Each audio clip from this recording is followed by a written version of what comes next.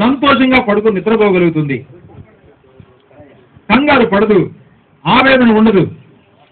పురుషులకు ఉన్నటువంటి అవసరం ఏంటంటే ప్రాముఖ్యత కావాలి. ఈ ప్రాముఖ్యత వాళ్ళకి ఎలా చేకూరుతుంది అంటే బైబిల్లో ఏమని చెప్పబడిందంటే, స్త్రీలు తమ పురుషులకు అన్ని విషయాల్లో లోబడి ఉండాలి. లోబడి ఉన్నప్పుడు పురుషులకు ప్రాముఖ్యత కలుగుతుంది. ఆ ప్రాముఖ్యత కలిగినప్పుడు వాళ్ళు కూడా ఎంతో చక్కగా వికసిస్తారని మానసిక తత్వం తెలిసిన ప్రతి వాళ్ళకి అర్థమవుతుంది. మిత్రులారా, దేవుడు తన దివ్యమైన వాక్యంలో చెప్పిన మాట ఏంటంటే, పురుషులారా స్త్రీలని ప్రేమించండి, వాళ్ళకి భద్రత కలుగుతుంది. అమ్మా, మీరు మీ భర్తలను గౌరవించండి, వాళ్ళకి ప్రాముఖ్యత కలుగుతుంది. పురుషులకు స్త్రీలకు ఉన్నటువంటి ఆ ముఖ్యమైన అవసరాన్ని దేవుడు ఎంతో చక్కగా తీర్చాడు. మరొక చిన్న మాట చెప్పి నేను సెలవు తీసుకుంటా. ఆది కాండంలో 3వ అధ్యాయంలో లేక 2వ అధ్యాయం చివరిలో ఏమని చెప్పబడిందంటే, దేవుడు ఏదైనా వనాన్ని సృష్టించిన తర్వాత అక్కడ చాలా చెట్లు ఉన్నాయి, చాలా పండ్లు ఉన్నాయి. దేవుడు అన్నాడు, వీటిల్లో మీరు ఏదన్నా తినొచ్చు, మీరు దేన్నైనా తిని అనుభవించవచ్చు, కానీ ఆ తోట మధ్యలో ఉన్నటువంటి ఒక్క చెట్టును మాత్రం దగ్గరికి వెళ్ళొద్దు, దాని పళ్ళు తినకూడదు, తింటే చనిపోతారు అని ప్రభు చెప్పాడు. అక్కడ ఉండేటువంటి ఆ చెట్టు ఆహారంగా పెట్టబడలేదు, ఆ పండ్లు ఆహారంగా మారటానికి కానీ వాడడానికి కానీ పెట్టలేదు, ఒక పరీక్షగా ఉంచాడు, అంత మాత్రమే. మన జీవితాల్లో దేవుడు పరిశుద్ధతను కోరుతున్నాడు. దురదృష్టవశాత్తు మానవ చరిత్రలో ఏం జరిగిందంటే, హవ్వ పండు కోయటం, తీసుకెళ్లి భర్తకి ఇవ్వటం, వాళ్ళిద్దరు తినడం, వాళ్ళిద్దరు ఆత్మీయంగా చనిపోవడం, వాళ్ళ నుంచి పాపం సంక్రమించడం, జన్మతః పాపం తరతరాల్లోకి రావడం, మనకి నరకం ప్రాప్తించడం, రక్షకుడు రావడం అవసరం అవడం, ఇవన్నీ జరిగిపోయాయి.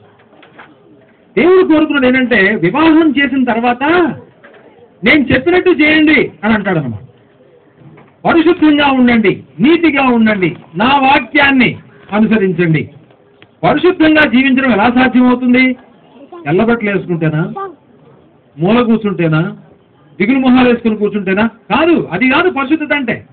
సమాజంలో అందరిలాగానే మనం కూడా అన్ని పనులు చేస్తాం, కానీ మన కళ్ళు దేన్ని చూస్తున్నాయో జాగ్రత్తగా ఉండాలి, మన నోరు ఏం మాట్లాడుతుందో జాగ్రత్తగా ఉండాలి, మన చేతులు దేన్ని పట్టుకుంటున్నాయో జాగ్రత్తగా ఉండాలి, మన కాళ్ళు మనల్ని ఎక్కడికి తీసుకుని పెడుతున్నాయో జాగ్రత్తగా ఉండాలి, మన మనసులు దేని గురించి ఆలోచిస్తున్నాయో, దేని వెనకాల పరిగెడుతున్నాయో జాగ్రత్తగా ఉండాలి. దేవుడన్నాడు, ఆ చెట్టుని ఆ పండుని ముట్టుకోవద్దంటే అక్కడికే పోయారు. మన జీవితాల్లో కూడా అంతే. పెళ్లి చేసుకోబోయే ఇద్దరికి మనం చెప్పేది ఏంటంటే, దేవుడు మీకు ఏది ఇస్తే దాంతో తృప్తిపడి ఉండండి. దేవుడు మీకు ఇవ్వని వాటి కోసం పరిగెట్టొద్దు. మీకు డబ్బులు తక్కువగా ఉంటే ఉన్నదాంతో సర్దుకోండి. ఒకవేళ డబ్బులు సంపాదించుకోగలిగిన కెపాసిటీ ఉంటే, న్యాయంగా సంపాదించుకోగలిగితే సంపాదించుకోండి. అయితే తృప్తి కలిగి ఉండడం నేర్చుకోవాలి. దేవునికి కృతజ్ఞులై ఉండడం నేర్చుకోవాలి. మన చేతుల్లో కానీ, మన ఇళ్లలో కానీ, మన ఒంట్లో కానీ దేవునికి ఇష్టం లేని అపవిత్రమైన పాపభూయిష్టమైనది ఏది కూడా రావడానికి వీల్లేదు. లంచాలు కానీ, అబద్ధాలు కానీ, మోసాలు కానీ, క్రోధాలు కానీ, కోపాలు కానీ, అపవిత్రమైన మాటలు కానీ, చెడ్డ సాహిత్యం కానీ, చెడ్డ పాటలు కానీ, అపవిత్రమైన దృశ్యాలు కానీ, టీవీ ప్రోగ్రాములు కానీ, సినిమాలు కానీ ఉండడానికి వీల్లేదు. మనకు ఈ హెచ్చరిక తీసుకునేటప్పుడు ఇక్కడ కొత్తగా పెళ్లి చేసుకునే ఇద్దరు కూడా ఈ హెచ్చరిక మనం ఇస్తున్నాం. మనం అందరం ఇస్తున్నాం వాళ్ళకి దేవుని పక్షంగా. మిత్రులారా, ప్రియమైన సహోదరులారా, సహోదరులారా, పెద్దలారా, చిన్నలారా, వివాహితులారా, అవివాహితులారా, దేవుని యొక్క వాక్యానుసారంగా జీవించడం శ్రేష్టం. ఆయన చెప్పింది పొందడం, ఆయన ఇచ్చే వరకు వేచి ఉండడం, ఆయన ఇవ్వని దాని వైపు చూడకుండా ఉండడం అనేది మనం నేర్చుకోవాలి. వీళ్ళు మరి ముఖ్యంగా నేర్చుకోవాలి. జీవితంలో తృప్తి కావాలి. తృప్తి దేవుని దగ్గర నుంచి వస్తుంది. చాలాసార్లు ఏదో బంగారం కోసం, డబ్బుల కోసం, వాటి కోసం, వీటి కోసం పరిగెత్తి మనుషులు అరిసిపోయి చివరికి నానా రకాల బాధలతో తమను తాము పొడుచుకున్నారని దేవుని యొక్క వాక్యం చెబుతుంది. ఎందుకు పొడుచుకోవాలి? ఎందుకు బాధపడాలి? ఎందుకు హింసపడాలి? ఎందుకు సమాధానం లేకుండా ఉండాలి? ఎందుకు చెడ్డ మనస్సాక్షితో జీవించాలి? దేవుడు అన్నాడు, నాకు ఏది మీకు అవసరమో నాకు తెలుసు, నేను ఇస్తాను. అది ఒక చిన్న మాట చెప్తాను మీకు ముగించే ముందు.